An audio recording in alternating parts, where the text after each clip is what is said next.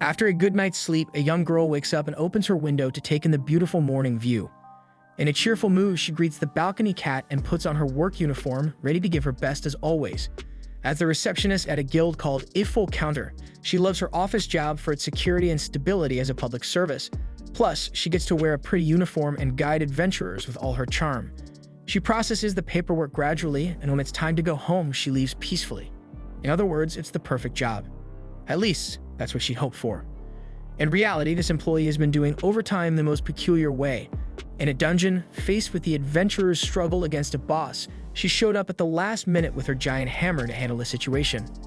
Today, things were going normally at the guild, with the employee serving adventurers in the order they arrived.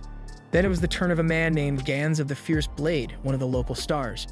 He approached the counter and announced that he would face the boss of the underground ruins of Belfla, the infernal flame dragon. Noting that people around were commenting that this dungeon had been stuck for a long time, Gans emphasized that many there seemed to believe in his victory, since this labyrinth required the help of the Silver Sword organization to conquer. Internally, the receptionist reflected that it was precisely these guys who were taking their time. Playing it cool, she informed him that since he would accept the mission in a group, she needed to verify his second-class license. Offended, Gans flashed his badge, claiming to be a member of the Silver Sword, the strongest group in the guild, and that a receptionist like her shouldn't need a license to recognize a hero when she sees one. Frustrated internally, the poor woman pondered that she obviously knew this big guy because she dealt with absolutely all of them day after day, but she could not assign missions to anyone who didn't present the license, period. After venting in her mind, she admitted that she recognized the gentleman, but to ensure that his life was not in danger on the mission, she needed to confirm that he was strong enough to venture into this dungeon. Since that was the case, Gans took off his helmet and introduced himself sarcastically, while the clerk asked for the license once more, now with less patience.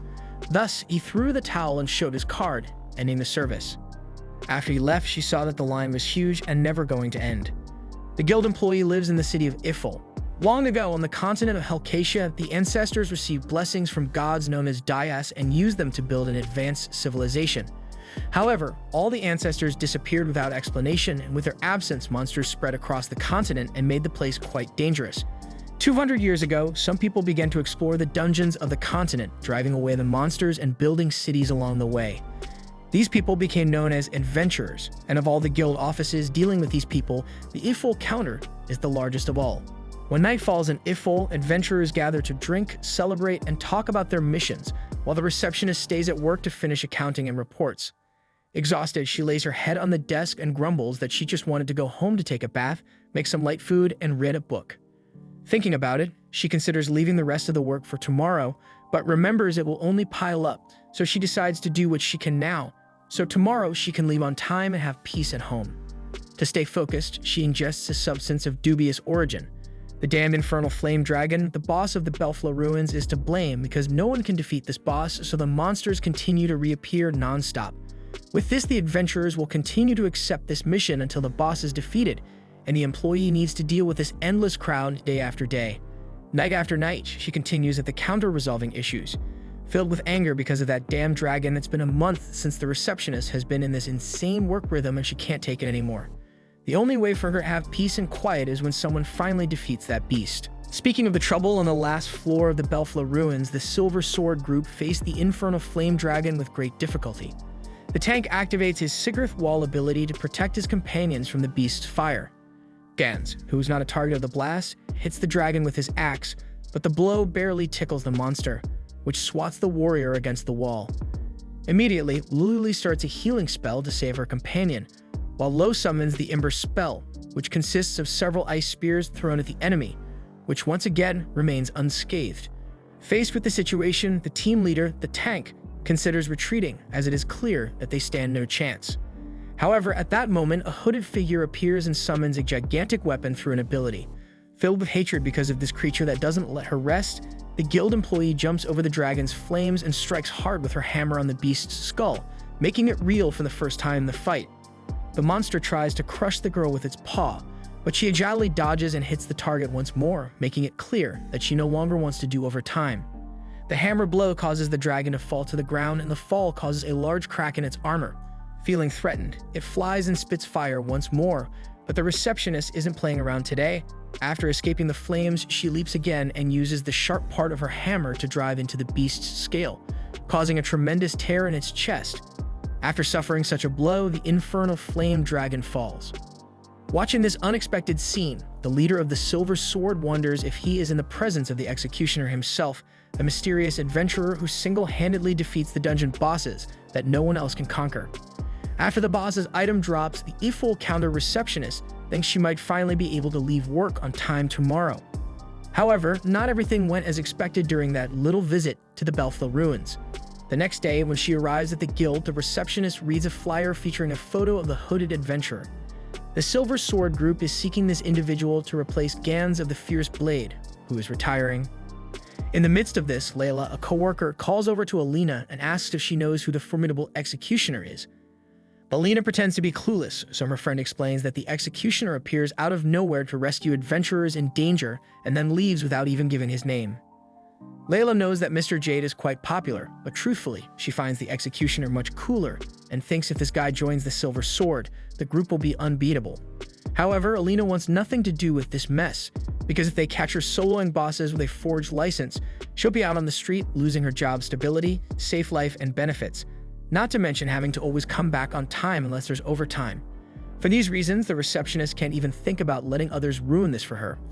Meanwhile, at the Adventurers Guild headquarters, the leader of the Silver Sword tries to figure out who the executioner is.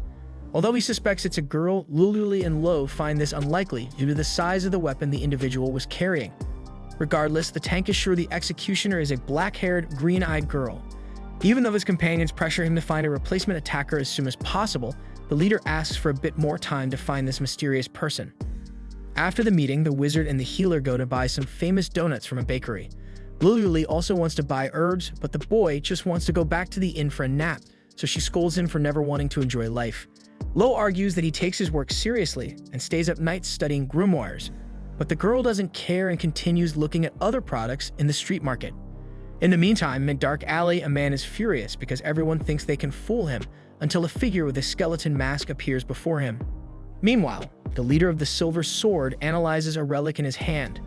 Relics are objects that contain the mark of the dais and store techniques from the ancestors.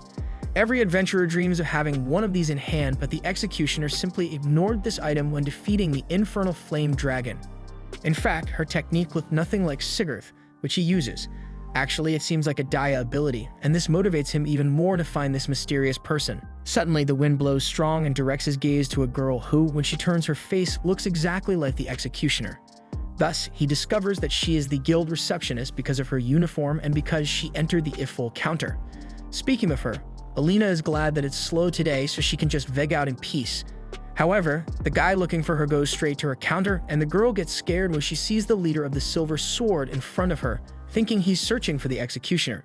By the way, he mentions that he's looking for a warrior who appeared in the Belfla ruins with a huge warhammer, so Alina replies that she knows nothing about it and pretends to go check with her colleagues in the back, but the man says that he clearly remembered the face of that warrior, who had black hair and green eyes. Having said that, he mentions Alina Clover's name, asserting it was her. When he expresses surprise that the executioner works as a receptionist, Alina sees her stable job slipping away, but determined not to give it up, she invites the guy to talk somewhere else. In an alley, he offers the reward she herself earned by defeating the dragon. When she takes the relic, the girl comments that these artifacts have unbelievable resilience, but just as the man was about to agree, she breaks the item with one hand and explains that she wants to lead a quiet life as a receptionist. And if this nutcase does something against that, he will pay dearly. In other words, if he doesn't want to end up like the dragon from that dungeon, it's best he never show up in front of her again. Having said that, Alina turns to leave, but the boy grabs her arm and activates the Sigurth wall on her, hardening the woman's body and preventing her escape. Not to let it slide, Clover summons her hammer and nearly crushes the adventurer, who escaped death at the last moment. Before he receives a second blow, he asks desperately if that hammer is a Daya ability, but the woman has no idea what that is.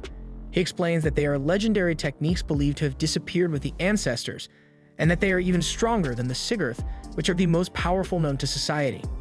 Putting that aside, he confesses that he didn't come to fight, but to have Alina Clover.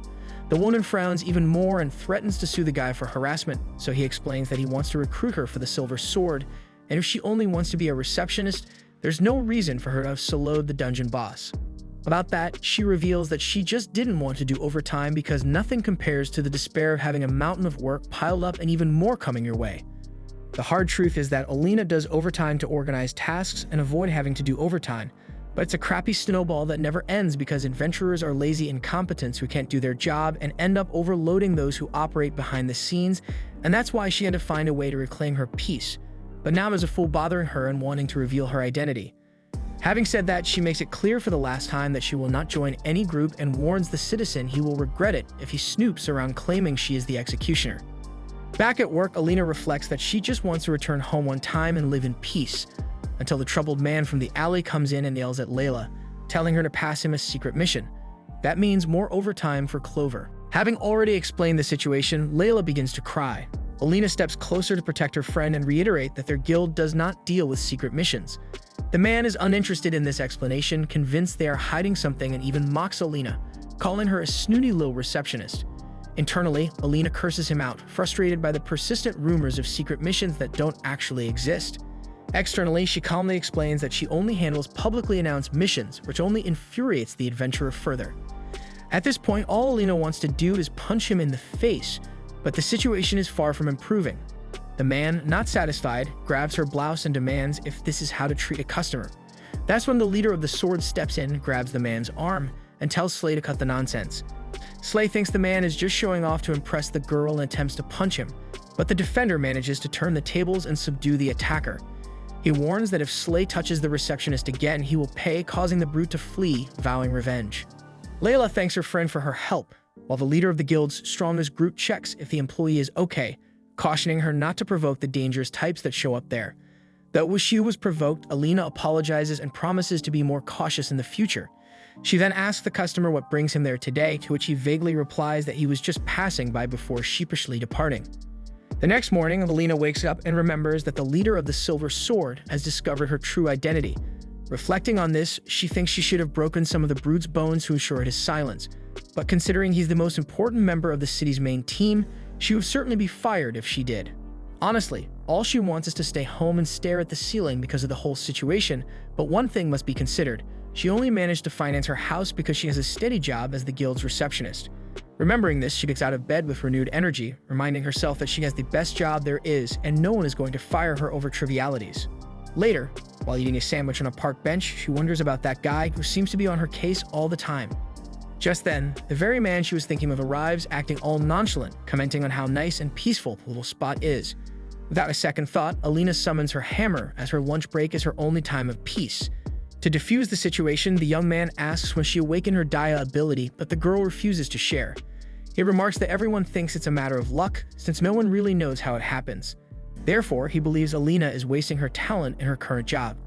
With that, the girl reaffirms that she will never join the Silver Sword and starts walking away, wondering why the gods had to give such power to a mere receptionist. As she walks back to the company, observing the entire city, she remembers the summer from 2 years ago. The annual Centennial Festival of Ifo lasted 3 days and 3 nights as always. But since Alina had just been hired as a receptionist, she wasn't used to the workload and was doing overtime every day. Obviously, all she wanted was to enjoy the festival that was happening, but she was stuck at work. According to legend, the person with the most intense desire during the Centennial Festival receives the blessing of the Dayas. With that in mind, Alina wished never to do overtime again, but when she realized that nothing had changed, she continued her work. Hours later, she finally finishes her overtime, then rushes to enjoy the event, but it had already ended. In tears, she wonders why she couldn't enjoy the festival after all her hard efforts. That day, she felt immense remorse for the adventurers who don't defeat the bosses and cause her extra work. Thinking about it, the receptionist would do anything to get rid of the overtime, and her anger makes her wish she had the power to just blow everything away. At that moment, a magical circle appeared on the ground beneath her. Returning to the present day, Slay sits on a bench in the street and vows not to rest until he teaches that wretched receptionist a lesson. At the same time, he watches as the carcass of a dungeon boss is carted away on a wagon. Nearby, the leader of the Silver Sword wonders what he must do for Alina to notice him, or rather, to get her to join the group. Suddenly, he hears thunderous footsteps nearby, so he rushes to see what it is. It turns out to be Slay, who somehow managed to revive the boss and make it punch the central square's crystal. When he arrives, the leader of the Silver Sword uses his Haster ability to provoke the monster's attacks and allow others to flee. However, other adventurers explain that this is a boss and that it's impossible to face it alone. An adventurer explains that they put the monster to sleep to extract materials from it, but it woke up suddenly. In the midst of this, Slay bursts into laughter, taunts the silver sword, and boasts that he's controlling the giant, declaring that he'll destroy the entire city and take the receptionist down with him. With that, he uses the giant's mortal stomp, but the tank responds with the Sigarth wall to block the attack. Meanwhile, to the surprise of no one, Alina Clover is doing overtime and grumbling to the four winds until she hears the noise from the square. She steps out onto the balcony to see what's going on and realizes it's that lubmouth Slay controlling the giant. Amidst this, the monster throws a stone heading in a direction Alina cannot allow it to fall, so she runs to prevent a tragedy. However, just as she arrives at the spot where the rock landed, the poor girl sees her humble home destroyed along with all the financing she would have taken 30 years to pay off, all washed away. The feeling of this tragedy brings an infinite hatred for the cause of it all. And then the receptionist conjures her hammer to confront the troublesome complainer decisively. Meanwhile, Slay challenges the adventurers to keep up the offensive, but most who dared to attack were defeated. Suddenly, Alina arrives disguised as the executioner and shatters the arm of the stone giant, capturing the attention of everyone in the square.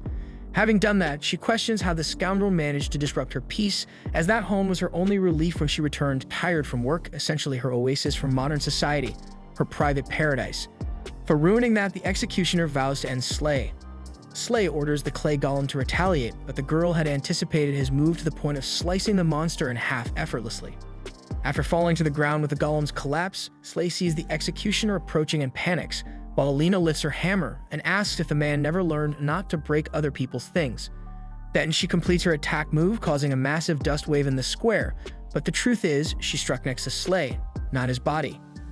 Later, she laments alongside Silver Sword that her home was ruined along with all her peace, and she doesn't even know where she'll live tomorrow. Thus, the boy gathers all the courage he can muster and invites the woman to live with him. Alina thinks it's not the time for jokes, as it's obvious she'll stay in a hotel. But due to that unfortunate complainer, she'll have to work even more overtime. At night in the town square, an older man asks a woman if it was here that the executioner appeared, and she confirms it was. The man thinks they should thank the executioner for protecting Ifil, but insists his luck ran out as soon as he stepped here. With that, the man activates his Sigarth Chrono's ability. In the midst of this, Alina is doing what she hates most in life, which we already know by now. As she stays late at work, she complains that her house is gone and curses the complainer to the 5th generation of his line. Helping the girl at work, Silver Sword asks her to cheer up a bit. Then she remembers she already told him to leave, but he's still there. He argues it's better to stay close after everything that happened, so Alina reflects that this guy is high up in the guilds and has permission to enter the office, while he himself questions if it's enough for today. About this, the employee shares that she's been in this situation many times, wanting to leave the work for the next day, when she would have more energy, but one day realize that today's Alina will have to deal with tomorrow's lazy Alina, and the truth is she'll never feel motivated to do a damn bit of overtime. That is the issue, is to do everything on the strength of hatred, so that it's possible to leave on time the next day. Finally, after hearing the rant, the man submits the corrective forms in record time, surprising even Alina. She notices everything is correct and in order, so she wonders if the guy is one of those prodigies who get everything right on the first try with little guidance, while she's the typical clumsy one who makes every kind of mistake until she learns to do it right. Honestly, that kind of people really annoys the girl, as she always has to try her hardest to learn things, and this makes her shrink at the table and question, almost crying, why the world is so unfair. The boy responds that he could only do it because she's a good teacher, but not convinced, Alina laments that people are born into inequality. Thus, the guy stands up and claims he'll take care of everything else, but Alina continues crying and replies that her pride as a receptionist won't let her leave. To lighten the mood, he tries to grab a candy from his bag, but ends up pulling out the relic that Alina destroyed. Interestingly, it had mission order written on it, and the item emits a light detailing the objective. The location is the Tower of Chalk, where the bosses of each floor must be defeated. Silver Sword confesses he's never heard of this tower, and Alina agrees that it's all very mysterious, but all she wants is for the guy to take this weird thing home and deal with it himself. The next day, the girl reads in the newspaper another piece about the executioner, while her friend Layla celebrates that this unknown being is plastered everywhere and confesses she's crazy about him. Alina argues that no one knows what his face looks like, but the friend is sure the man behind the hood is a hunk. Honestly, she would love for him to hammer her with that huge hammer, especially considering that he fights alongside Dear Jade, the leader of Silver Sword and the most handsome tank in town. Later, while she was serving, Alina sees Glenguria, the guild boss, entering and telling everyone that the executioner has been causing trouble in the region. That said, he approaches the receptionist and asks how things are going. Trying to maintain control, she replies that everything is in order, then he asks if she knows what his ability is. Clover explains that it's Sigurth Chronos, capable of freezing time in a place and allowing the user to watch events that happened in the past. With that, the man laughs, while the woman reflects that this power may have given this guy the opportunity to see the executioner's face. Speaking of which, he approaches the guild employee's ear and invites her for a private conversation at the guild headquarters. Once there, the poor woman laments that she was discovered and will be fired, while Jade responds that the guild boss may seem strict, but is also understanding. Alina flips off the snitch, but he promises he didn't rat out the girl.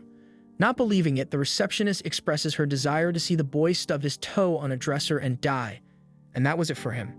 Imagining that Jade is in love, Lululi was about to comment that he has no chance, but Lo covers her mouth before. After that, in the guild's training field, Glengarria summons Alina Clover and challenges her to a duel, knowing this woman is the executioner. If she loses, the girl will have to join the Silver Sword Guild. If she wins, the guild will leave her alone and ensure her job as a receptionist. Without a second thought, Alina conjures her war hammer, making Lo and Lululi realize once and for all that this woman truly is the executioner. Once the guild master decides to settle this dispute through violence, Alina doesn't hold back and charges at her rival, who responds by activating his Sigurth Chronos ability. With time frozen, he realizes that this girl is more than an executioner. She's also a divine beast or even a malevolent god. With that, Alina's hammer breaks through the time barrier imposed by Glengarria. As she does this, she looks around trying to grasp what happened. With everything around her paused, Glenn explains that this is his observation room, existing outside the normal flow of time. Only he should be able to move there, but his opponent has just shown that there's more to her than meets the eye. Chuckling, the guild master simply surrenders and cancels his ability. Even more confused, Alina demands to know what's going on, so Glenn takes her to the core to explain that he only challenged her to a duel to assess her abilities personally. A woman behind the master explains that abilities can be categorized as Regent type, Sigurth type, which are rarer, and Dia type, which are even more difficult to find, with the lower type only defeatable by a higher one. In other words, Alina must be a Dia type. Not interested in this discussion, Alina stands up, hoping these people will keep their word and not bother her anymore. But before she can leave, Glenn asks if she's heard of the Tower of Chalk. Alina inquires what that has to do with anything, and he reveals that he discovered this new dungeon when he started an investigation after receiving Jade's report. The mission report that emerged from that relic was a secret mission, hidden by the ancestors. Losing patience, Alina grabs the man by the collar and makes it clear that, to her, this only means an explosion of missions is coming and she's just going to have even more work. In summary, more overtime is on the way. Seeing the woman's dilemma, Glenn discovers that she only became the executioner to avoid more work, so he argues that the receptionist will be compensated for the mission. However, Alina complains that the guys said they would leave her alone, but they're already starting with this twisted talk of missions and so on. As she goes to leave, the master promises to double the number of receptionists at the if-full counter if Alina helps the Silver Sword in this expedition. Alina crosses her arms and considers the offer. After all, this means that finally there will be people to take over the amount of work at the guild, and she will no longer be overloaded and will be able to leave on time every day, her biggest princess dream. With that, she decides to help the guys out. After that, in the Silver Sword's lodging, Alina wakes up feeling strange as her home was destroyed, and she wakes up in this fancy, strange place with exquisite furniture and a bed the size of a boat. By the way, she takes advantage of the bed's quality to sleep a bit more, but someone knocks on her room door to fetch the poor thing. Sometime later, the group arrives at Elm Canyon, and the White Mage thinks it's a good time to introduce herself again as Lululi Ashford, the team's healer. Low Law's Blender explains that he's a black mage who serves as a rear attacker. He attacks from a distance, while Alina handles the melee. Alina shows her work card and says she's on a formal employment contract with the government, while the leader of the Silver Sword calls his partners to set off. On the way, Lo comments that the receptionist seems fed up with being here, so Jade tells her she's giving up her vacations to be there, even though one day is very little, in his opinion. Hearing these words, Alina takes offense and replies that vacations are the worker's reward and her only full moment of rest, besides being the most precious universal right that exists. With that, she shakes the guy vigorously by the collar and makes him repeat that vacations are precious, while Lululi points to the Tower of Chalk ahead.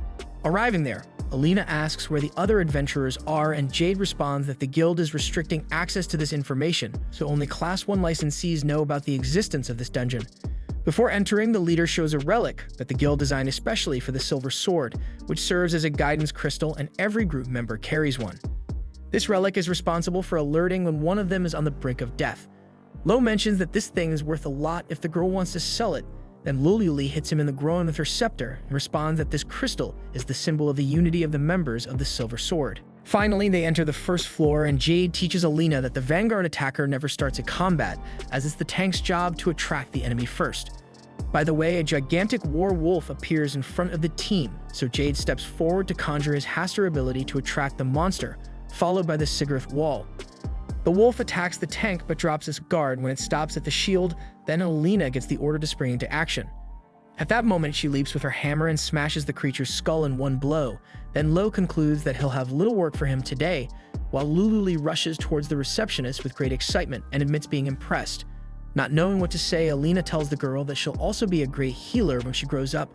Then the mage frowns and tells her that she's older than Alina. As the adventure continues, the group discovers that the first floor has no boss, which is quite different from what they're used to. Because of this, Lo questions what the ancestors were thinking when building such a place, while Alina wonders if the builders of the labyrinth disappeared suddenly. Luli explains that this was due to the fury of Daya. The ancestors were in search of great power, and this enrages the gods, who decided to wipe them all out.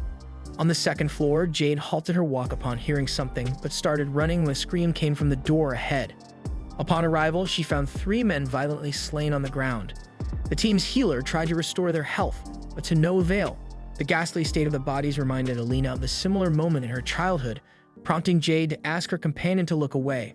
Examining the corpses, the leader noticed that something had penetrated the tank's shield, killing him instantly. This was certainly not the work of any ordinary monster. Amidst this, they saw that Rufus, a guild member, was alive, so they hurriedly approached him. Rufus pointed to one side and mentioned that a humanoid monster had come from there and used a skill. Just then, a bat, attracted by the blood, swooped in, ready to attack Luli, but Alina intervened just in time and eliminated the threat. Rufus, startled, noticed that this was the executioner's hammer and accused Alina of being friends with the monster, as it also used a white magical circle to summon weapons. After making this accusation, Rufus even called the girl a monster. After the expedition concluded, Jade reported to the guild master that Rufus' group, which was second only to the Silver Sword in strength, stood no chance against this threat.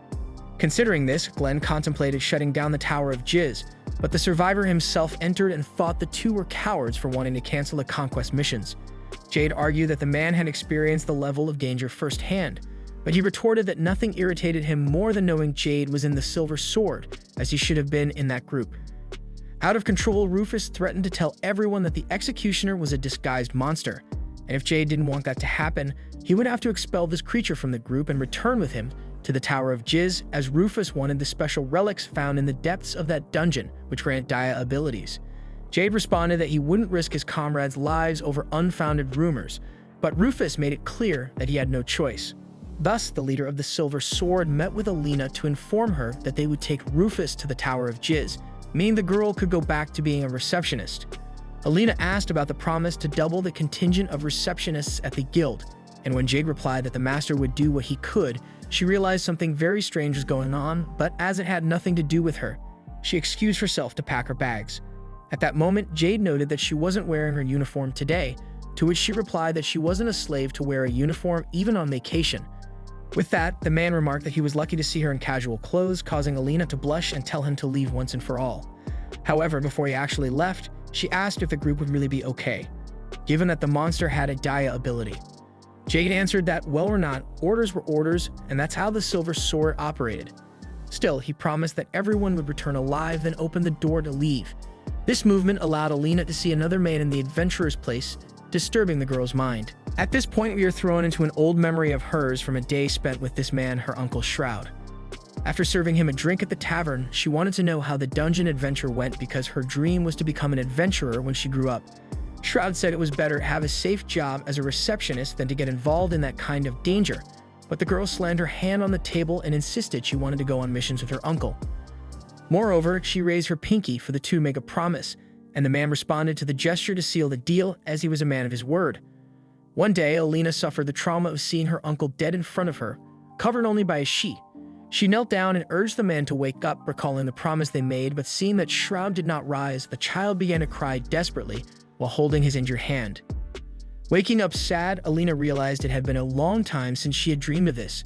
After putting on her uniform, she looked at herself in the mirror and thought that today was the day to return to the usual routine of overtime. Soon, she held the silver sword relic and hoped everyone would return alive. In the Tower of Jizz, Luli approached Jade to emphasize that he was activating the Sigurth beast all the time and that it was better to take a break. Exhausted and dripping with sweat, the leader assured her it was fine as he needed to do this to keep the group from encountering the humanoid monster. Rufus scorned this ability of the tank, then Luli asked ironically who was responsible for forcing them to come there. In any case, the group leader asked for calm and they continued on their way. On the 4th floor, Jade opened a door and drew his sword upon smelling blood. Instantly, Lo summoned a glow near the ceiling, illuminating the corpse of a monster that fell from above and formed an individual. This individual claimed not to be a monster, not today at least. In fact, he was Scylla, the evil god. With that, he invoked the Dia Storm, forcing Jade to quickly activate the Sigurth wall to protect his comrades. The god praised the man's reflexes and said this would be fun, while Lo thought it best for them to beat a retreat. However, Rufus surprised everyone by activating the Sigurth prisoner ability, trapping all members of the Silver Sword. Upon doing this, he said that this evil god was sealed in this place, and according to what he had heard, the seal would only be broken when Scylla had consumed enough souls. In light of the revelation, Jade asked if Rufus was the one who killed his teammates, and he admitted that he had done so to revive this god. Speaking of which, Scylla would kill the members of the Silver Sword at that moment, and Rufus would gain his own Dia ability from it. However, Scylla surprised Rufus, who was busy laughing proudly, and stabbed his spear into the human's back. The human asked why, and the god justified that all those who crossed his path were devoured, without exception. When the user of the magical prison died, the spell was nullified. Rufus' soul rose to the top and was consumed by the evil god, who tasted the vulgarity and pettiness of that man. By the way, now was the time to know the taste of the other humans in the room, so Scylla pointed his weapon at them. Meanwhile, Alina is doing her usual work with a smile on her face, but inwardly, she's worried about her comrades from the Silver Sword, despite the circumstances. Remembering Jade's words, he had said that even if they can't defeat this enemy, they need to follow the orders they were given. Trying to shake off this concern, the girl tucks away her group's necklace and shakes her head. Back at the Giz Tower, the team members wonder what to do as the evil god approaches after having knocked down the first human with ease. Jade, for example, knows his Sigurth abilities stand no chance against a deity wielding Dia-level powers. As the adventurers stand frozen, Scylla takes the first step to attack, but Lo quickly reacts with his Agnes magic. The god easily defends himself and questions what kind of joke this is, while Luli activates the Immortal's blessing on the team's tank, who sees Scylla throw his spear at his shield, tearing a piece off. Moreover, the attack causes a wound on the young man's shoulder, which is quickly healed. Intrigued by this healing skill, Scylla vows to steal it for himself with his Dia Drain ability. Soon, he summons the giant god's envy mirror and positions it in front of Luli. Jade tells her to run, but the mirror emits a powerful light that hits the healer, snatching away her scepter and tossing it into the god's hands, who breaks the staff in half without hesitation. Luli tries to cast other spells but can't without her magical weapon. Amid this, Jade and Lo notice that Scylla has the Dia mark on his neck, meaning he's another relic created by the ancestors. Meanwhile, the evil god summons the Dia Judgment, levitating swords that aim directly at their opponents. Jade knows his companions will die instantly if hit by these blades, and he can't let them die in such a place. With this in mind, he tells his allies he will take the hit, while the rest must find an opening to escape. After declaring this, the tank personally challenges the adversary to a duel, making Scylla burst into laughter. To show he's serious, Jade conjures Sigurth blood, a skill that forces the opponent's attack to hit the user. Luli remembers they had agreed to only use this technique along with the Sigurth resurrection, so she asks if the leader is planning to sacrifice himself. Then mercilessly, Scylla casts his judgment on the human, and the floating sword is hurled with all its weight, piercing Jade's shield and going through his belly. Still, the tank tells the enemy to keep attacking, because he's trained with Alina every day, so he can endure more than this. At the same time, he yells for Lo to run, but his ally can't flee and leave his friend behind. Scylla displays his sadism by confessing he's curious to see how much the young human can withstand, then throws another sword, which pierces his right thigh. Instantly, the warrior's leg loses strength, but Jade remains standing with the sword planted in the ground. Luli despairs and runs after Jade, but Lo grabs her and carries her away on his shoulder. With their departure, Scylla questions if this is the end for the night, with his own comrades abandoning him, while Jade only thinks about buying enough time for his friends to escape, as this is his purpose as a tank. Scylla admits the boy is quite resilient and that it will be pleasurable to devour him. In the meantime, Lo carries Lululi to a more remote location within the Giz Tower, but the healer doesn't forgive her partner for having abandoned the leader. Lo shouts back, asking what on earth they could have done there, especially since Jade insisted on sacrificing his life so they could escape. Gradually accepting the situation, the girl kneels and wonders if Jade will die, but before any answer, the pair hears thunderous footsteps in the tower corridor. Approaching is a quadruped monster of gigantic proportions, drooling and snorting, full of rage. When Lo positions himself in front of the group's healer, as the manual dictates, the beast pounces. At night, there is Alina once again staying late at work, this time alongside Layla, who can't stand to see another sheet of paper in front of her.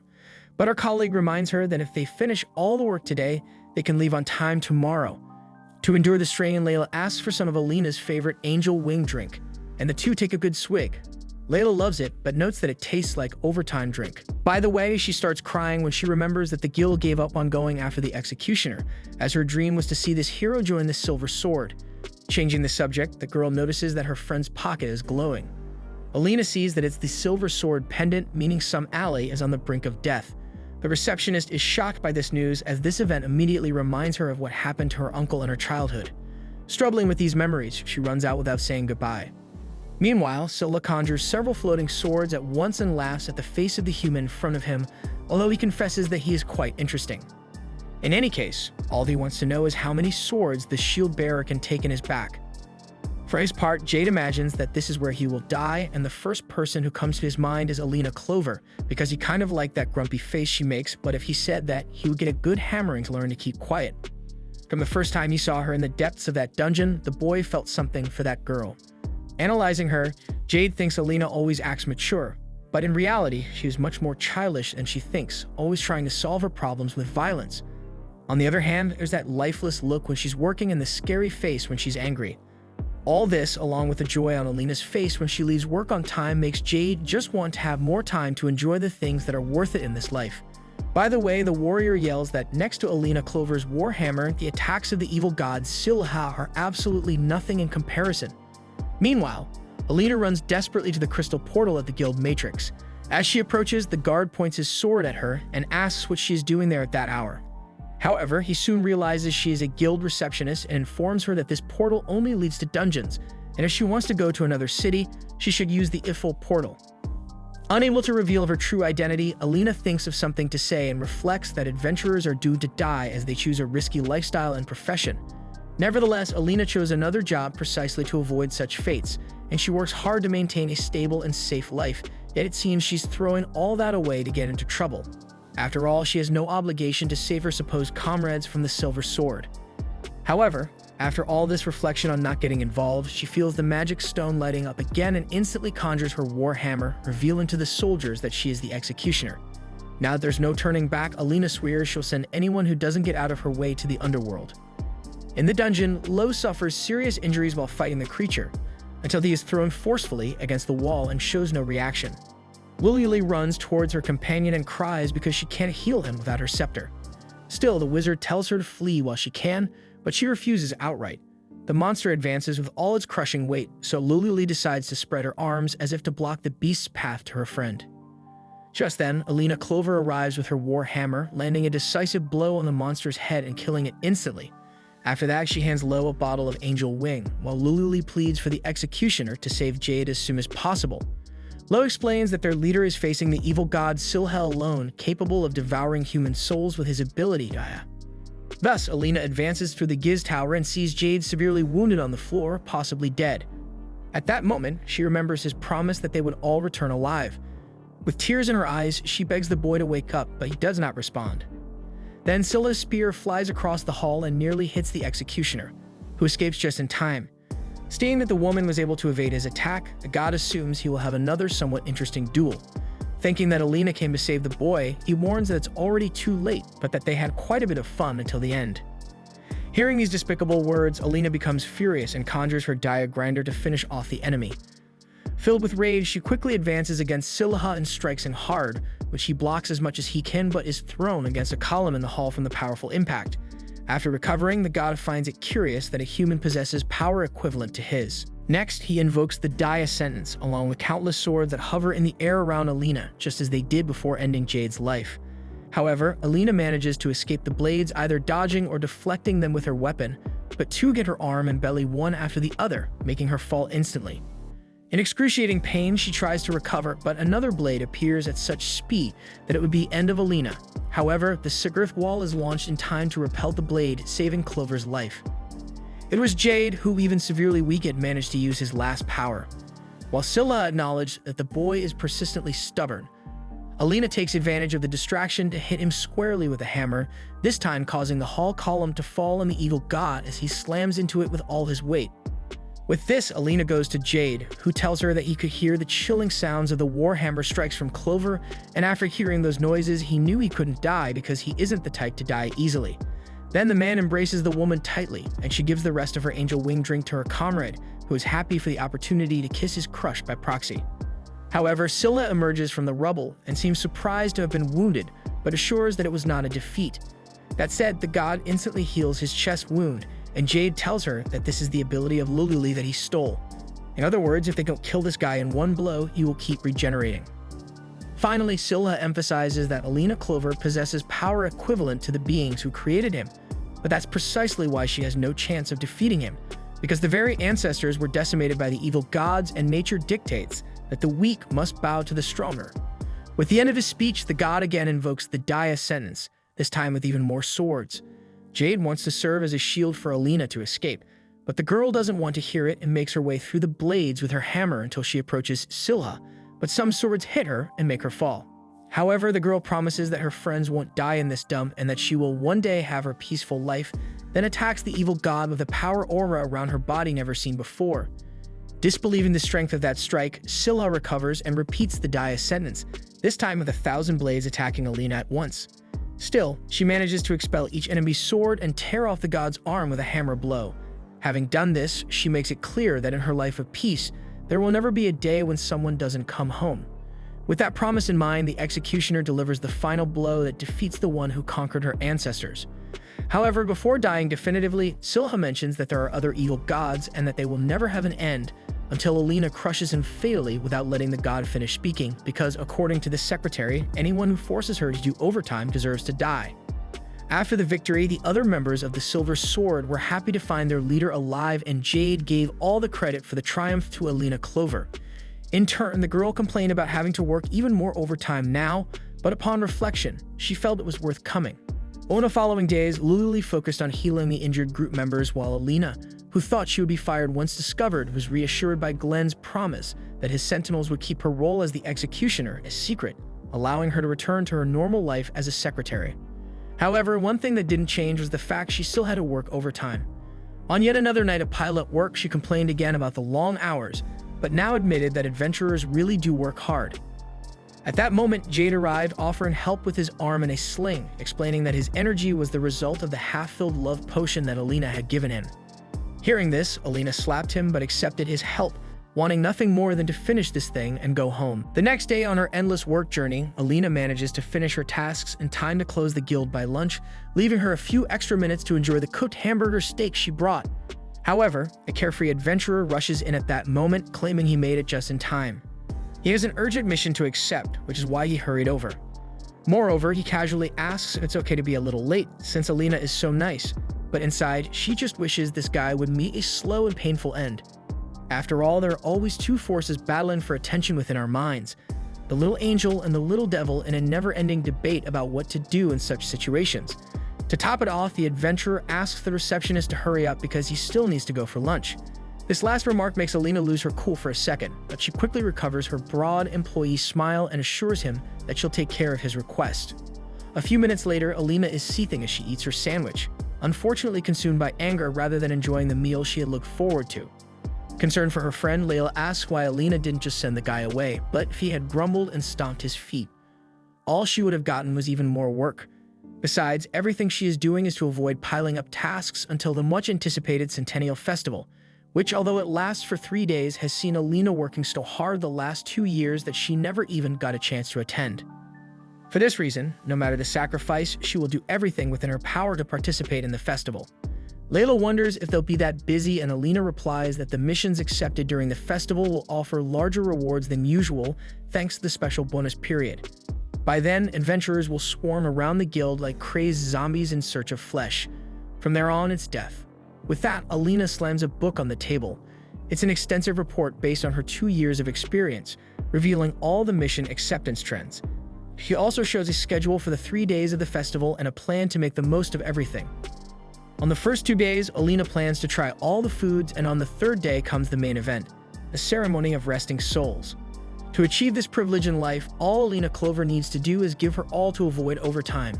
Seeing this peculiar scene, Layla comments that her friend is really into this stuff, while Alina reaffirms that nothing will stop her from enjoying this festival.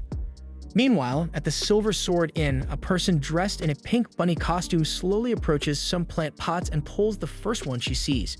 The plant screams desperately, but the girl in the bunny outfit doesn't care and takes it to a laboratory, where she uses it as material for an experiment. At the end of the experiment, Lululi successfully develops a colorful substance that is deposited into a glass jar, leaving her creator proud. Nearby, Lo practices his aim in his room, but despite not doing too badly with knife throwing, he feels he's still far from ideal. At that moment, Lululi arrives, outraged by the boy's pastime because he's injured and should be recovering, not acting recklessly and risking further injury since he fractured ribs and had a punctured lung. By the way, she gives the day's medicine to the boy. The appearance doesn't seem very appealing to the wizard, but the healer argues that even Jade has drunk it, so he just needs to gulp it down and keep quiet. Since he can't just run away from there, Lo accepts the challenge and swallows the strange substance, which provokes a bizarre reaction in him. Lululi laughs and asks if he's feeling better, and he admits that he does feel a bit more energized, even though the taste of the drink is pretty awful. Either way, the girl responds that she's there for that very reason, to make her companions better and take care of them whenever necessary. Back to the protagonist, Alina feels like she's in paradise for having managed to leave on time. One of the perks is catching the pastry shop open, so like a child, she approaches the display case and picks one of each sweet available, celebrating the fact that she is a productive worker who has the privilege of doing so. Then, as she points at a strawberry tart, someone else does the same at the exact same moment. In the next scene, Alina is enjoying a slice of chocolate cake just fine, with a delicious topping of victory against overtime. On the other hand, Lululi is a bit embarrassed for having taken the last tart from the display, but the guild's receptionist insists that her friend should savor the sweet as if there were no tomorrow, and that there's no need to apologize for it. With that, the healer lets go and digs in, savoring it as if she had just tasted the nectar of the gods, the cure for all of society's ills, as the sugar slowly drips down her throat. Because of the extreme kindness of the local guild's employee, the healer comments that she understands why Jade is so smitten with her, and Alina chokes on this sudden remark. Changing the subject, as if nothing significant had been said, Lululi asks if the woman usually comes to this pastry shop, and she responds that occasionally, since this place has the best sweets in Iful. Lululi agrees and mentions that Lo loves the grape jelly, and she came just to get peace for her friend. Alina responds that this is worthy of a good healer, but the pink-haired girl doesn't think it's that big of a deal, since they're all alive because of Alina Clover. Embarrassed, Alina asks the girl to drop it and just eat, lightening the mood again. Later, as the two say goodbye, the receptionist is surprised by Jade while walking home. He appeared out of nowhere and insisted on accompanying the girl to thank her for keeping Lululi company. Impatient, she asks if the kid was spying on her, and he replies that he was just surprised that Alina hadn't come to check on him. The girl asks why she would waste her precious time doing that, so the man explains that he's been feeling very lonely at the mansion since she left. On that note, Alina makes it clear that she prefers her own home, although she's grateful that the boarding house offered to cover the renovation. Annoyed, Jade argues that they faced death together, but Alina acts as if they were strangers, although she thinks they were just in the same place at the same time, nothing more. At night, Lululi walked through the streets, noticing the flags scattered about announcing the imminent arrival of the Centennial Festival. All she wants is to enjoy this celebration with her guild. Meanwhile, a man sneaked through the shadows of the alleys, watching the young adventurer's steps. With 10 days until the Centennial Festival, Alina promises to work like a convict, for the battle for the festival starts today. Seeing that her friend is fixated on this event, Layla asks if she's fallen for someone, since this festival has always been perfect for sparking romance. With a grim expression, her friend replies that she just wants to enjoy the event alone, so Layla grumbles that the place will be swarming with beautiful couples at every corner, while Alina risks her life wandering alone in a massive festival in the middle of the night for 3 days. Clearly, Layla did not expect such determination to get out on time just to enjoy the event in such a tacky and lonely manner. That said, the girl starts crying because she cannot accompany her best friend, since she will be accompanied by a handsome hunk who will be her date. Noticing that Alina doesn't care who this lucky guy is, Layla responds without being asked that she will be going out with the executioner himself. Alina's face drops in surprise at this last-minute bombshell until Layla explains what's really going on. In fact, she personally created the executioner doll, combining the physical features she finds most appealing in a man, forming the perfect date for her imaginary and odd outing with a toy that looks like a criminal in a crop top. Remembering not to contradict a madman, Alina gets up to finish the cleaning, but a noise draws the attention of both. Outside the guild, an endless crowd of adventurers bumped into each other to see who could enter first. With the prelude to chaos knocking at the door, Alina drops the bucket of water from her hand as despair took over her soul. Many hours later, the poor girl was absolutely exhausted with a never-ending pile of work. Dead tired, Layla tries to understand where all these people came from, as it isn't even the bonus season yet. Realizing there's no other way, the protagonist decides to take drastic action to reverse the situation. Meanwhile, in some dungeon, a young adventurer named Cybele was making his debut for the Silver Sword on a training mission. Showing great agility, he advanced towards a giant werewolf and struck it squarely with his two-handed sword. The beast howled in pain from the wound in its chest, and the boy made sure to show his new companions that his work was well done. They all praised the rookie, but this distraction cost the team dearly.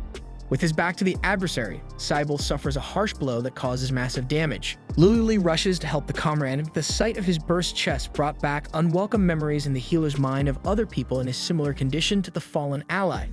Raising her shield to protect the team, Jade shouts his friend's name to snap her out of it. Then the young woman starts the healing process, but the tank is worried about the team members' hesitation.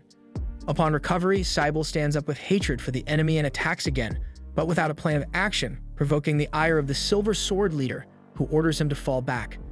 Ignoring this, Cybele is disarmed in the fight and faces his death, but before a tragedy could occur, the executioner appears to prevent the worst.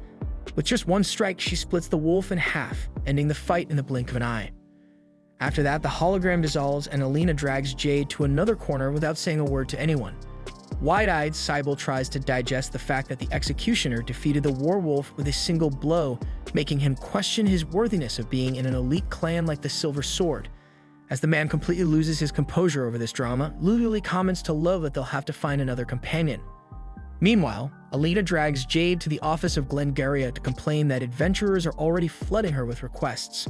According to the guild master, there's an unfounded rumor spreading through the city involving a mission with a Dia-powered relic.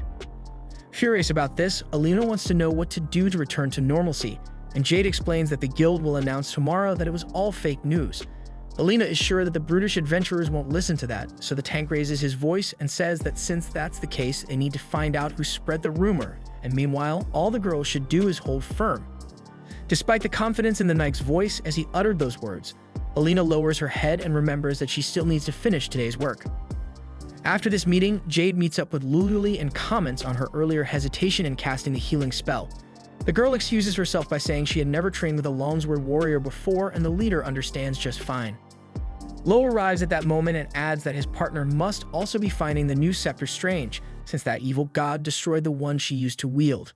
For that very reason, the mage, along with the leader, want this gift for their friend.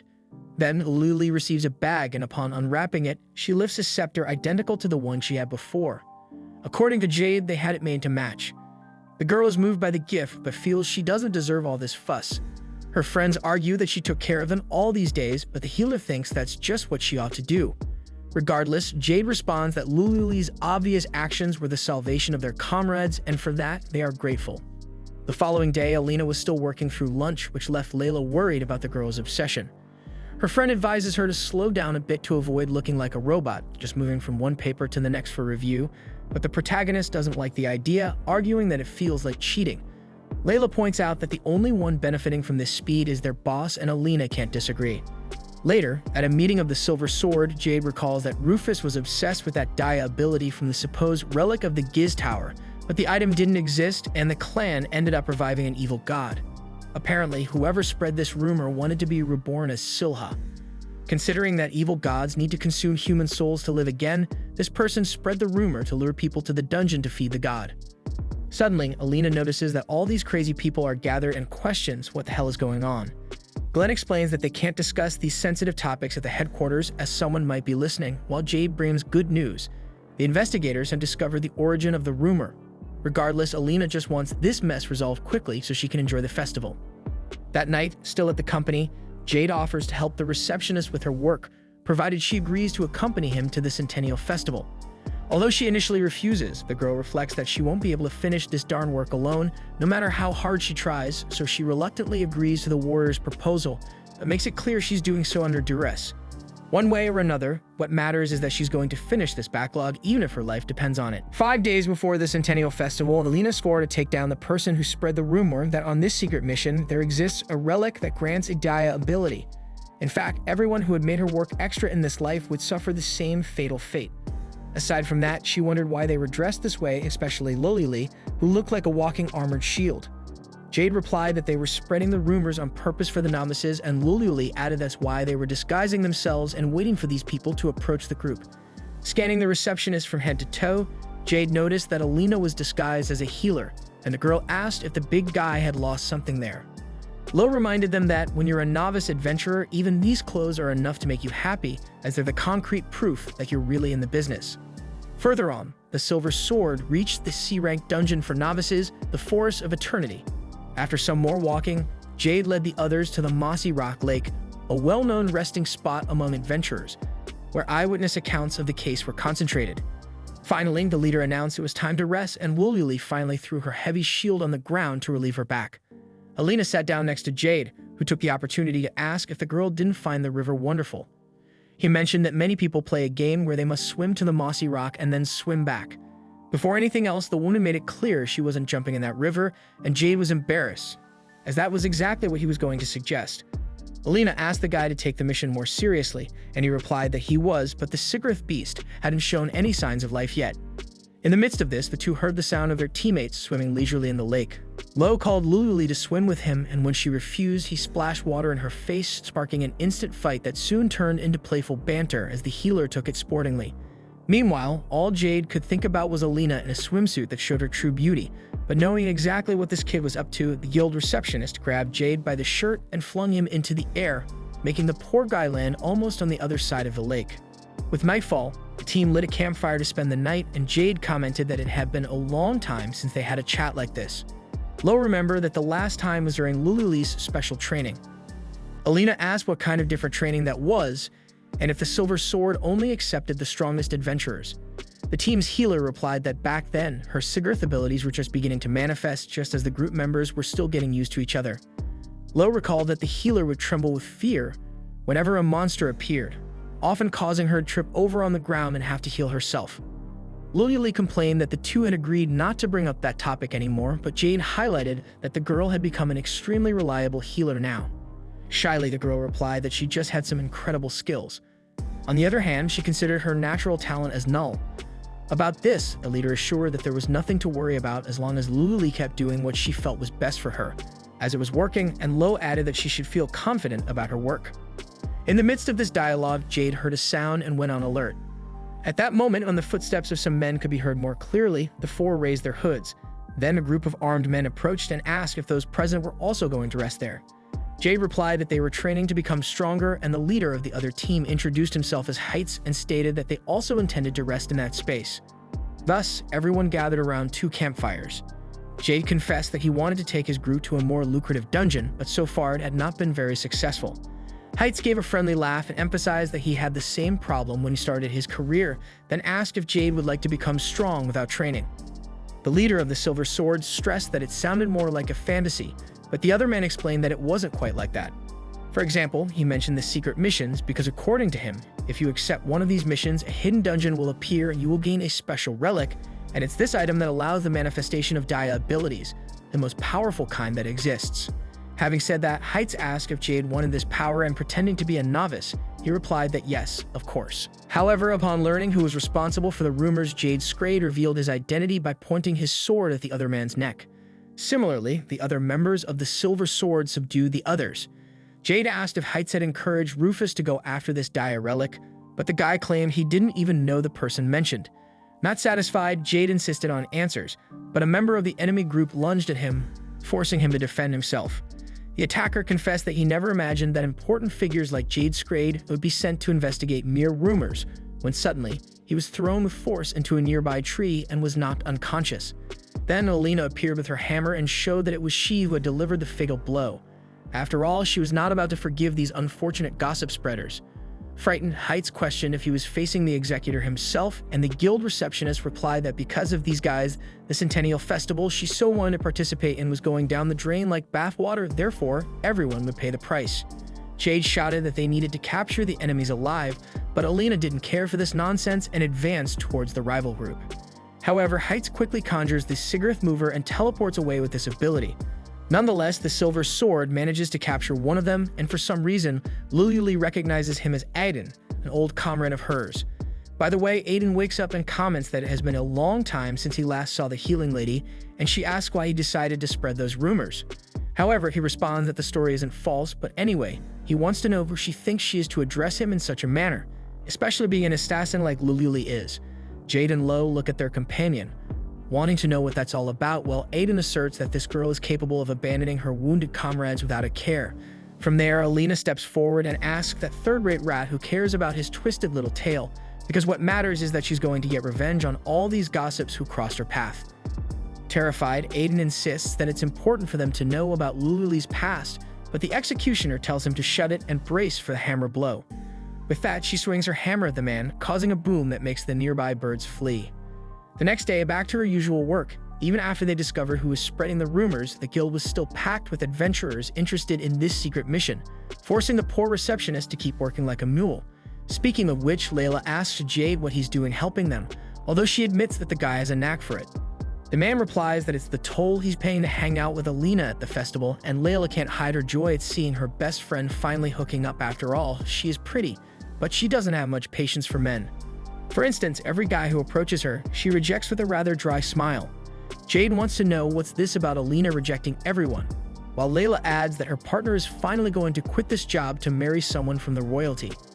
Alina makes it clear she would never marry that jerk, but Layla observes that it's Jade Scrade himself, a hotshot, brave guy who's in the elite of adventurers. However, having no patience for it, Alina stands up and makes it clear that there are joys in life that no money can buy, like a sweet treat after coming home from work or staying up late on the eve of a holiday. With that said, the last thing Alina wants is to depend on someone else to pay her way, especially since she has 2 arms and 2 legs, and they're not just for decoration. Seeing her friend like this, Layla asks why on earth the warrior fell for such a grumpy girl, but it's precisely that stubborn and wild side that won Alina the young man's heart. Sometime later, Alina is so tired of filling out paperwork that she decides to get some fresh air after letting Layla go home. When she leaves, Layla asks Jade how long her friend can last, but the man assures he will stay there with Alina to the end. Speaking of which, the girl emphasizes that Alina is a very kind person who always helps her with everything, including overtime, but she tends to take on all the responsibilities. With that, Layla hopes that Jade will help her friend with whatever is needed, and he says that's his intention. Finally, not wanting to be a third wheel to the couple, the girl takes off, leaving them behind. Alone, Jade ponders that he needs to become stronger. Meanwhile, in the guild's headquarters, in the Hall of Audiences, the leaders discuss the episode where the executioner eliminated the evil god Silha with Dia abilities, and they want to know who this person is. Summoned to this meeting, Glengarrier responds that he prefers to maintain the executioner's privacy as requested by him because he prefers to live a peaceful life away from wars. Back in the heart of the city, Lululi suffers from agitations during sleep. She's having a nightmare where she runs through a dark forest and is accused of being an assassin by Aiden's echoing voice in every corner of that place. As if that weren't enough, the healer bumps into Jade, who has a macabre expression, until his head detaches from his body and he falls to the ground. Observing the surroundings, the girl notices the bodies of her former comrades everywhere and lets out a scream of despair. At that moment, Lululi wakes up. The following morning, with 3 days left until the big event, she and Lo respond to a leader's call for dangerous training, clueless about what it means. Still bothered by yesterday's issue, Lululi questions if the comrade doesn't want to know the story of her being an assassin, but Lo doesn't want to since it makes no difference, and this surprises the girl. Soon, they arrive at the headquarters and Lululi decides to confess that Aiden was telling the truth, as he was the tank of the first group she was part of before her Sigurth ability awakened. One day, the team entered a boss room for the first time and the excitement among the members was notable, but everything started to go wrong from the start. Every minute, a comrade was knocked down. The Black Mage and the Swordsman were on the brink of death, but as she was very inexperienced, Lululi only had mana to heal one of the comrades, meaning she had to choose who to save. But since she couldn't decide, she chose to split her healing between the two, and that resulted in the death of both. About this, Lo explains that the friend might blame herself for not having had the ability to heal everyone at the time, but the tank also failed to protect the team, just as the attackers failed to kill the boss. Besides, if that's the case, even Lo himself is an assassin. Sogi asks if Luli still wants to continue in the group. She says yes, because the boy would only do something like that if he had no other choice, and Lo takes the opportunity to say the same, especially since he trusts the Luli he knows more than the words of any guy. After their conversation, the two made their way to Jade, who was suffering a severe energetic reaction until he collapsed on the ground.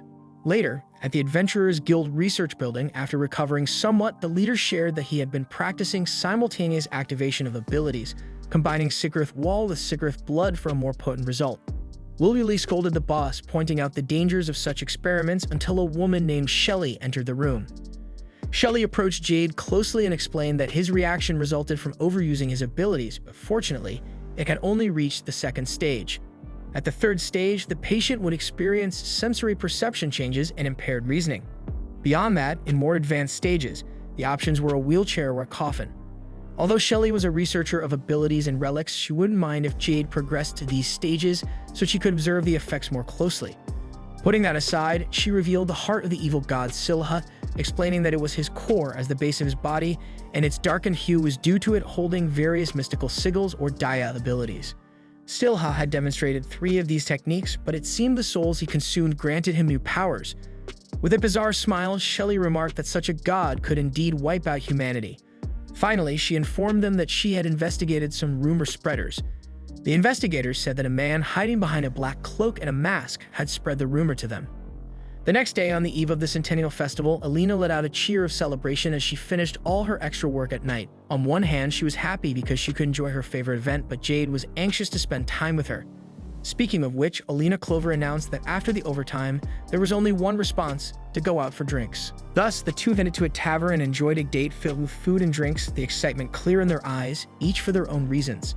Hours later, Alina passed out at the table after so many consecutive days of overtime. Jade called to his friend to head home, but the girl woke up tipsy and referred to him as Shroud, her uncle, exclaiming that he had finally returned. She told the imaginary uncle that she had become a receptionist and was eager to serve him at the guild. With that, the girl passed out again, and Jade was left pondering this man who seemed significant in his beloved's life, as it appeared she had been waiting for Shroud. In the meantime, Glengarria, the guild master, arrives in a woman's house who immediately remarks that it's rude to keep a lady waiting. As if that weren't enough, she points out that the master seems older by the day. Out of patience, the man asks what Jessica wants, and the woman explains that she would love to do business with the object she holds. She then opens a small chest, and Glenn assumes it contains just an ordinary book, but he is shocked to discover it's a secret mission. He had been certain that no one would uncover the existence of this item so soon. More composed than ever, Jessica replies that there are many talented people in the Guild of Informants, and they were very helpful in this matter. Restless, Glenn inquires where she got this information from, but maintaining her sarcastic and relaxed demeanor, Jessica reminds him that every informant must keep their sources confidential. Later, back at his guild with the book in hand, the master tells his assistant that after all, secret missions aren't just found in relics as previously thought. With that, he notes that Jessica has landed them in quite a mess. The assistant questions what will be done with the book, and he informs her that it will be stored in the deepest floor of the guild's labyrinth, the underground library. As the assistant leaves, the man gazes out his office window, a statue of a child, and can hardly believe that 15 years have passed. On the long-awaited night of the Centenary Festival, fireworks are launched in the square announcing the start of the festivities, where the town gathers for the most beloved celebration. As excited as ever, Alina hurries Jade so they can enjoy as much as possible, and the boy admits he's surprised to see such happiness on her face, something he had never seen before. According to the warrior, seeing her smile, he could now die content. From what he just learned, deep down, Alina is just a simple girl who wants to work and live her life normally, being cute while pretending not to be.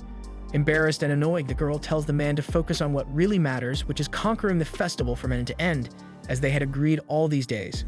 Meanwhile, in the Adventurers Guild's underground prison, Luli walks through the first floor with her head down, until her mind is invaded by the voices of former companions accusing her of being a murderer who didn't heal her friends when they needed it most. Right behind her and tired of it, Lo just wants to get out of there quickly to enjoy the festival. Nervous, Luli reminds him that she didn't ask for him to come along and that he can enjoy the festival on his own, that the friend is worried about the healer visiting Aiden alone as he doesn't know what might come of it. Moreover, according to him, someone who blames the healer for a tragedy like that would never listen to reason, so he really thinks this will be futile. In this regard, the girl agrees somewhat, but also thinks that if she had made better decisions that day, and if her cigarette skills had already awakened, maybe none of this would have happened and her old friends would still be alive.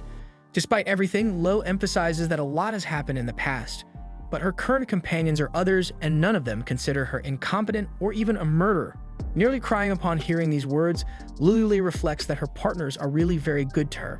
Since the first day, she shyly introduced herself to her new comrades. Jade and Lo had said that the Silver Sword always fights in the toughest battles, but they will always be there to protect their allies come what may. Lily has always seen the two men as kind and welcoming, but that doesn't make her any less afraid of losing them because of her supposed incompetence, which is why she decided to take a certain action. Whatever the case, even if only in her mind, she thanks her friends for everything they have done up until now. Back at the festival, Alina looks like a child twirling around until she buys a rosé meat and marvels at the delicious flavor of the soft food that melts in her mouth. Finally, after so much extra work, she looks around, sees people enjoying themselves, and feels moved to be able to enjoy the event at ease. In the girl's mind, she has succeeded in life and work at the same time by being in that square at this hour. Observing her peculiar behavior attentively, Jade wants to know the girl's secret for eating like a boar and staying slim. About this, she can't explain, she just knows that she subjects her digestive organs to intense sessions of gluttony to relieve stress, which is quite effective. Since that's the case, Jade asks what will be the next dish the girl will devour, and since she has already eaten a lot of savory food, Alina now wants a dessert to balance it out. And she heard that in the main square, there's a shop selling a sweet filled with little fruits that will do the trick. Moreover, Jade emphasizes that the main event is about to start, so it's good for them to hurry. To this end, he extends his hand for the girl to take, claiming that the square is full of people and they might get lost. Alina thinks this is a bit much, but the man doesn't want to miss this chance, especially since he had been eager to do this, but hadn't had the opportunity until then, because the girl was always holding a sandwich. In the same way, the girl grumbles that she prefers to eat while walking, but soon she remembers the two doing overtime together. At the moment, they promised to conquer the centenary festival together. Embarrassed for having refused to hold his hand so rudely, she lowers her head in a gesture of mild reflection, causing Jade to quickly run in search of a stomachache remedy. Thinking the poor thing has diarrhea, but Alina was far from having that problem.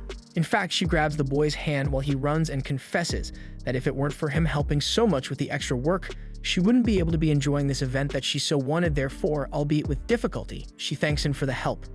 Returning to Lulu, she reaches the 10th floor of the underground prison with Lo, where Aiden is locked in one of the cells.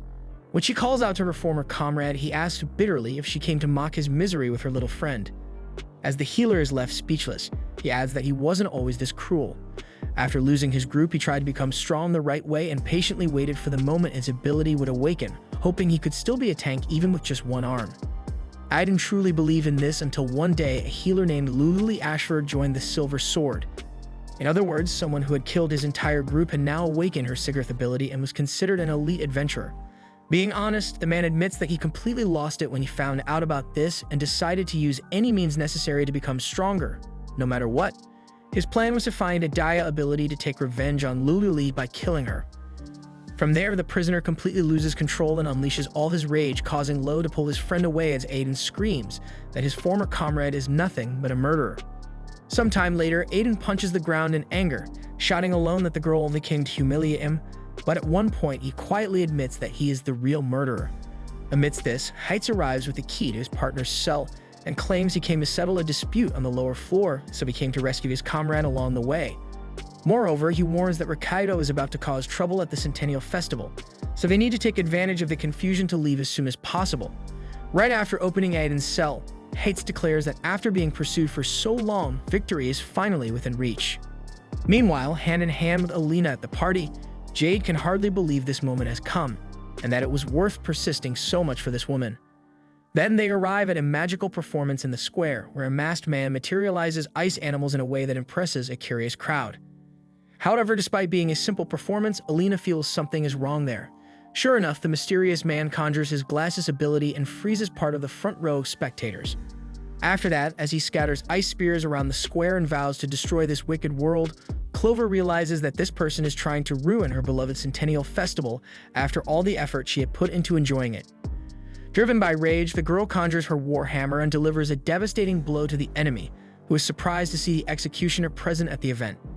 As he is isolated and backs into a block of ice he created himself, the man tries to explain his goal, but the woman isn't interested in talking, only in causing as much suffering as possible to the intruder. When Alina gathers all her strength for the next blow, a loud sound could be felt and heard by the guards at the entrance of the underground prison, prompting them to head towards the festival and abandon their original post. Inside the prison, close to the exit, Lo and Lululi are surprised by Aiden, Heights, and the third element of the team. Lo asks what they are doing there, then Heights explains that he rebelled orders to free his comrade. Lo responds that the guild would never ask for something like this, but the rival pulls a book from his bag and claims the boy should be more worried about this object he borrowed from the guild's underground library. With that, the man opens the book of the secret mission and Lo tries to stop him, but to no avail. Without delay, the book displays the mission details. The location is Mossy Rock Lake in the Forest of Eternity, and the objective is to eliminate all the floor bosses. Heights accepts the mission and invites the Silver Sword to join them for a little visit to an evil god. With that, he activates the Sigurth displacement to leave. Lo tries to warn that reviving this god will cause a catastrophe, but his rival leaves without listening. Meanwhile, in the main square of the city, Alina laments that the festival has been cancelled, until Jade comes running to announce that they will restart the party soon, since the criminal has been arrested and no one was hurt. Automatically, the girl gets up filled with energy and celebrates the fact that there are so many brave adventurers in this city, but then the other members of the Silver Sword arrive to deliver the bad news. Jade and Alina learn that Heights stole and activated a secret mission from the underground library to resurrect an evil god, and the group leader announces he will fetch his equipment immediately, while the companions will give details on the way. By the way, he makes it clear that Alina is free to enjoy the festival because she wanted to do that so much, but as soon as the companions leave for the mission, Clover grabs the leader by the shirt and insists that she will go too, because she doesn't want to see anyone dying. Sometime later, the Silver Sword group arrives at Mossy Rock Lake and enters a hidden room in this dungeon of the Forest of Eternity. When they reach the boss room, they are confronted by Heights' team, who mock them for bringing the executioner, but none of that will matter when the evil god is resurrected. Out of patience for idle talk, Lo conjures the Ember ability against the opponents and ensures that no god will be revived there. With his entire group's feet frozen, Heights emphasizes that they can't be killed, as evil gods need souls to rise again. However, even though he can't kill his enemies, Lo can still freeze them, and that's what he does, growing the ice until it almost consumes all their bodies. However, the third member of Heights' group activates the Sigurth offer, causing his entire body to explode, scattering his blood and entrails everywhere. In front of a desperate Lululi, Heights explains that this ability negates all attacks, but at the cost of the user's life. Frankly, the leader even feels sorry for the guy for receiving such a pathetic power. Worried, Aiden yells at the boss that this wasn't the deal, and that he was supposed to receive a Dia ability, but Heights warns that they are gathered there so that the evil god may receive even more grandiose powers. By the way, in case Lo is thinking of freezing them again, Heights preemptively warns that he has other tricks up his sleeve to prevent that from happening, which puts the wizard on the defensive for now. Jade asks why this guy is so eager to resurrect this evil god, and he answers that privileged adventurers like those from the Silver Sword would never understand. His ability, for instance, is only good for escaping and is useless in combat, and that has led him to be rejected all his life wherever he went. In other words, each person's fate is decided by luck. If you receive a good ability, you live a great life. Otherwise, you'll live crawling through the dumps like a useless degenerate. One day, a man dressed in black told Heights that the injustice of this world can only be destroyed by another injustice. For this, an evil god is necessary, and Heights is not willing to let anyone interfere with the destruction of everything that exists. However, as soon as he finishes speaking, the man's torso is pierced through by the hand of the evil god, and his death is instantly decreed. Actually, it was two twin children who shared this role, the one with long hair named Vienna and her sister, Fina. Vienna conjures the Dia death ability and summons her sister to join the process, but the little girl asks if she really needs to do this. Given the insistence of the long-haired goddess, Fiona activates the same ability, impressing the humans by showing that they are practically identical. Indeed, both claim they are one. With the death arc in hand, the long-haired goddess wonders who she will devour first, so Jade quickly asks for Lululi's intervention. Without delay, the healer activates Sigurth Restoration, buffing the group's tank. Vienna notices Jade's appearance and becomes fixated on him for finding him cute, thus shooting an arrow at him to secure his soul. However, Alina anticipates and deflects the arrow, surprised that an attack from an evil god could be so weak. Then she prepares to hammer Vienna, but Fina steps in front and absorbs the entire impact as if her body were made of some viscous, strange material. Thus, Vienna catches the rival off guard and shoots an arrow. But Alimet is quick enough to dodge the projectile and counterattack with another hammer blow. Yet again, the goddess evades damage using her sister's strategy. Then, from the viscous and darkened substance, the two twin sisters are reborn intact, ready to launch other arrows at the enemies. Jade realizes that they possess a regeneration power, while Vienna and Fina affirm once again that they are one. Hey guys, the source will be in the comments. Make sure to subscribe to the channel so you don't miss the upcoming videos. See you.